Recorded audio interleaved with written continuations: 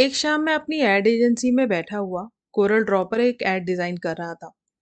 कहने को मेरी आंखें पूरी तरह मेरे कंप्यूटर स्क्रीन पर गड़ी थी, पर ना जाने क्यों मेरा टैलेंटेड दिमाग जो पूरी तरह उस एड को बनाने में व्यस्त था, उसके पीछे के भावनात्मक दिमाग में कुछ उथल पुथल सी हो रही थी।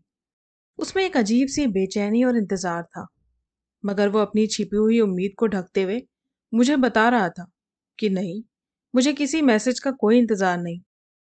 मैंने काफी समय पहले मेरे कॉलेज की एक दोस्त से एक शब्द के बारे में सुना था, टेलीपैथी। तब उसने ही मुझे इसका मतलब समझाया था। जहां दो इंसानों के बीच मानसिक स्तर पर बातचीत होती हो। मैं ये सोचकर मुस्कुरा दिया, क्या सच में ऐसा कोई जादू होता है? और अगर हाँ, तो क्या वो भी मुझे इसी तरह याद कर रही होगी जैसे पिछले 3 दिन से मैं उसे याद कर रहा हूँ? क्या जैसे मैं झिझक के मारे उससे कोई संपर्क नहीं कर पाया, क्या वो भी नहीं कर पा रही होगी? मगर उसे मैं ये बात कैसे बता पाऊंगा कि आजकल मेरे दिल में उठने वाली सबसे तीव्र इच्छा यही है कि किसी तरह उससे दोबारा बात हो जाए। तभी मेरे साथ काम करने वाला रविंदर मेरी टांग खींचता हुआ बोला, क्या बात है आकाश बाबू, बड़ा चुप चुप मुस्कुरा रहे हो? मैंने फौरन नजर उठाकर उसकी तरफ देखा और मुस्कुराया, कुछ नहीं, ऐसे ही।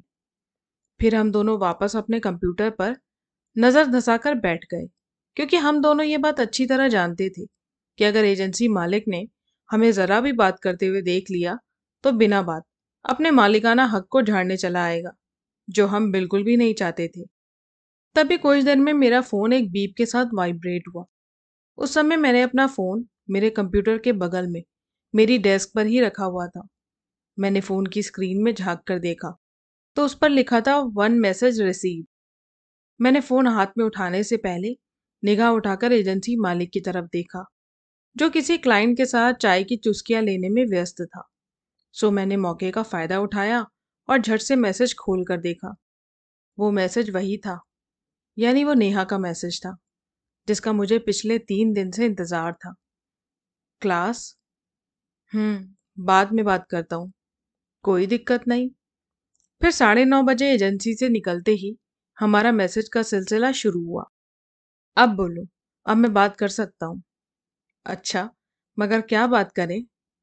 जो तुम चाहो। तुम्हें पढ़ाना अच्छा लगता है? मैं उसकी इस बात का जवाब टाइप कर ही रहा था कि एक गली में मुड़ते हुए एक साइकिल वाला मुझसे टकरा गया। मैंने बौखलाकर कहा, अबे यार, ठीक से तो चला ले। यह लाइन बोलने के बाद मैंने उस साइकिल वाले को निगाह भर कर देखा तो वो कोई 55-60 साल के अंकल थे। तब मैं बात को संभालता हुआ बोला, अंकल जी, मैंने आपको देखा नहीं। वो अंकल गुस्से से आंखें लाल करते हुए बोले, देखोगे कहाँ से, मुंह जो इस मनहूस मोबाइल में डाला हुआ है, और लगे मुझे उपदेश झाड़ने। सॉरी अंकल, मैंने मुस्कुराते हुए कहा। जाओ जाओ, और हाँ, मुफ्त की सलाह भी लेते जाओ। कुछ नहीं रखा इन फोनों में, बेहतर है अपना समय किसी ढंग की चीज में लगाओ। ठीक है अंकल, अब आप जाओ। वो अंकल अपनी साइकिल को आगे की तरफ खींचते हुए बोले, ये मोबाइल बर्बादी है, ये बर्बादी। मैंने मन ही मन सोचा, बुढ़ऊ सच में पागल हो गया। इतनी देर में नेहा के कई मैसेज मेरे फोन पर आ चुके थे। बताओ क्या हुआ, बीच में कहाँ गायब हो जाते हो? एक बात पूछूं? हाँ बोलो। तुम्हारे आसपास कोई है क्या? नहीं तो, क्या हुआ? सड़क पर चलते हुए मैसेज टाइप करने में दिक्कत हो रही है, तो फोन ही कर लो। ओके। तभी मेरे फोन की स्क्रीन पर नेहा कॉलिंग नजर आने लगा। फोन उठाने से पहले मैंने एक लंबी सांस ली और फिर फोन उठाकर बोला, हेलो। सामने से दबी हुई आवाज में वो बोली, हाँ ये ठीक है। वो टाइप करते हुए मैं अभी साइकिल वाले से टकरा गया था। मैं अभी बोल ही रहा था कि वो हंस पड़ी। क्या हुआ, इसमें हंसने वाली क्या बात है? मैंने हैरान होते हुए पूछा।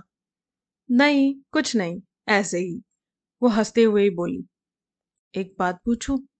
मैंने आवाज गहरी करते हुए कहा, हाँ पूछो। उसने बड़ी सहजता से जवाब दिया, यूं अचानक मुझसे बातचीत शुरू करने की वजह? मैंने अपने मन की जिज्ञासा को मिटाने की कोशिश की। आकाश, हम बहुत अकेले पड़ गए हैं। कभी कभी हमें दिल्ली आकर पढ़ने का फैसला बहुत गलत लगता है। अच्छा, मैंने अफसोस जताने वाली आवाज में कहा। पहले हमें लगता था कि दिल्ली जाकर हम बहुत मौज मस्ती कर पाएंगे, मगर हमारे यहाँ आने के चंद महीने बाद ही एक पार्टी में हमारी मुलाकात अजय से हो गई। उस दिन को हम आज तक कोस रहे हैं। हम्म। पर तुम्हें ये क्यों नहीं समझ आया कि वो कैसा इंसान है? मेरी इस बात पर वो ठहाका मारकर हंस पड़ी। क्या तुम्हें नहीं पता, झूठ अक्सर सच से ज्यादा खूबसूरत और लुभावना होता है। मतलब? मैं लगातार अपने घर की तरफ बढ़ रहा था, मगर जब हमारी बातें कुछ ज्यादा गहरी और रुचिपूर्ण होने लगी, तब मेरा घर आ गया। पर बातों के उस सिलसिले को मैं किसी भी हालत में तोड़ नहीं सकता था, क्योंकि तभी तो हम दोनों के बीच की अजनबियत से पर्दे हटने लगी थी। सो मैं अपने घर के पास ही एक सड़क पर टहल टहल कर बातें करने लगा। दरअसल शुरुआत में अजय का व्यवहार हमारे साथ ऐसा था जैसे किसी धरती पर रहने वाले इंसान के हाथ परी लग गई हो, और वो अपने इस खजाने को बड़े प्यार और कोमलता से संभालता है। मगर वो बोलते हुए रुक गई। मगर क्या? छोड़ो, कुछ नहीं। हम भी अपना रोना लेकर बैठ गए। वो बात को टालते हुए बोली, एक बात बताओगी? हाँ, पूछो। क्या तुम सच में उस अजय से प्यार करती हो और इसलिए उसकी सब हरकतों को बर्दाश्त कर रही हो? मालूम नहीं, उसने गहरी लंबी सांस भरते हुए कहा। फिर मैंने उस बात को अपनी तरफ से ज्यादा कुरेदना ठीक नहीं समझा। अच्छा, ये सब छोड़ो और बताओ, घर में कौन कौन है? उसने पूछा।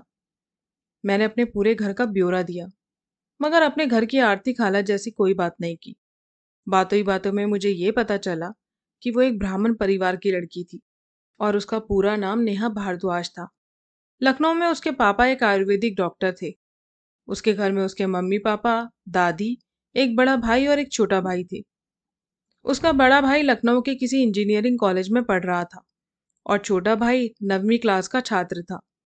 वो यहाँ दिल्ली के कालिंदी कॉलेज में सेकेंड ईयर में पढ़ रही थी। हमें बातें करते हुए काफी देर हो चुकी है, तुम शायद पहुंच चुके होंगे।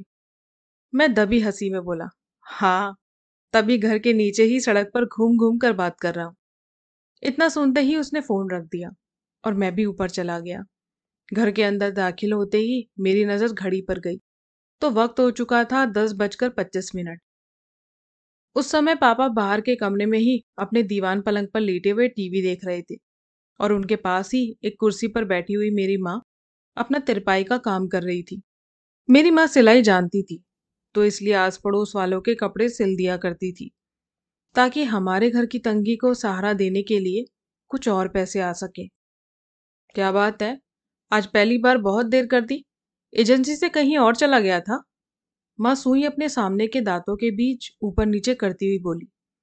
कितनी बार कहा है कि सुई से दांत मत छेड़ा करो, किसी दिन लग गई तो सेप्टिक हो जाएगा। मैं झुककर जूते उतारता हुआ बोला। हाँ हाँ, ज्यादा ज्ञान ना दे, ये बता देर क्यों हो गई? वो कुर्सी से उठकर रसोई में जाती हुई बोली। एजेंसी में काम थोड़ा ज्यादा था। कुछ देर में मैं हाथ मुंह धोकर खाना खाने बैठा तो अपने सामने रखी प्लेट देखकर चौंक गया। अरे वाह, पनीर! क्यों, आज कोई आया था? मैंने मुस्कुराकर कहा।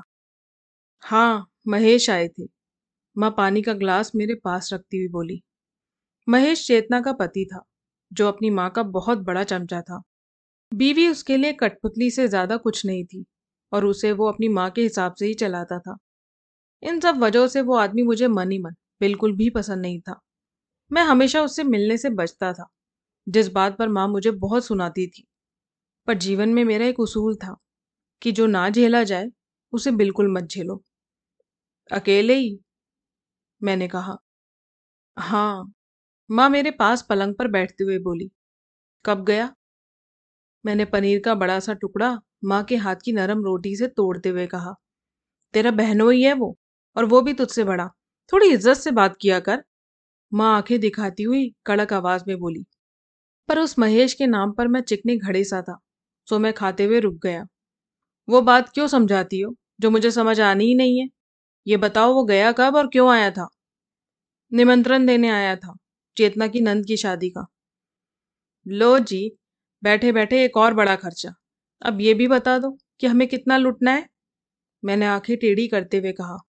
आकाश। माँ ने सख्ती से मेरा नाम लेकर मुझ पर रौब डालने की कोशिश की। हम बेटी वाले हैं, दुनिया से अलग तो नहीं, समाज के रीति रिवाज तो निभाने ही होंगे। सुन, मेरी तेरे पापा से कहने की हिम्मत नहीं हुई। अब हमें ही कुछ करना होगा। मैंने हैरान नजरों से माँ की तरफ देखा।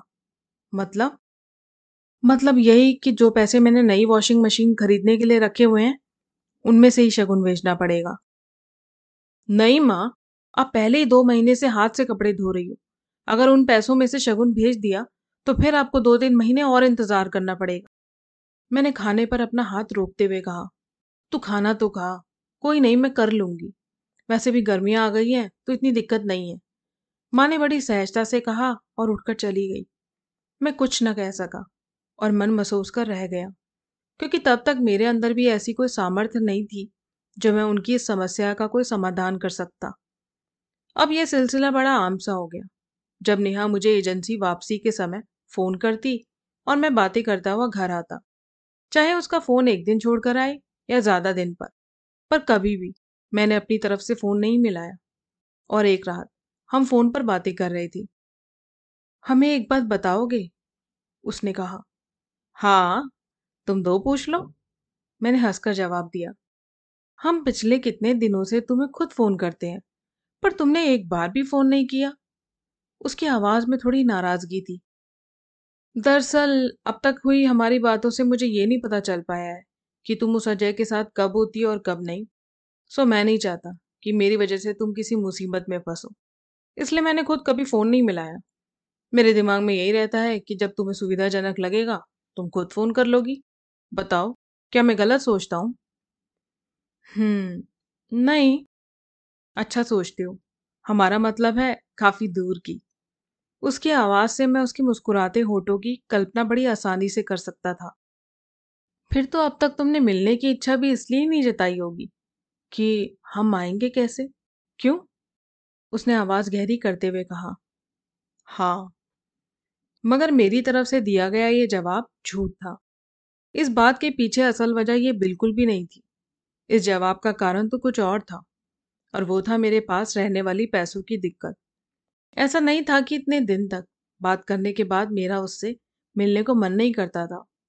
मुझे जब भी वो अपने उस ग्रे सफेद पायजामा सेट में खड़ी याद आती तो तुरंत मेरे मन में मिलने की भूख सी उठती।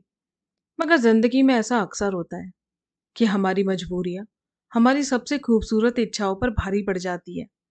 नेहा से मिलने के सुंदर ख्याल के बाद तुरंत ही मेरा मन ये सोचने लग जाता कि अगर मैं उससे मिल भी लेता हूँ तो बातचीत करने के लिए कहीं जाकर भी तो बैठना पड़ेगा। फिर कहीं किसी भी छोटे से छोटे रेस्टोरेंट में जाने पर 100-150 रुपए खर्च होने तो मामूली बात है, जो मेरे उन 50 रुपए की जेब खर्च के रुपयों से काफी दूर थे। इसलिए मैंने मुलाकात को टाले रखना ही सही समझा।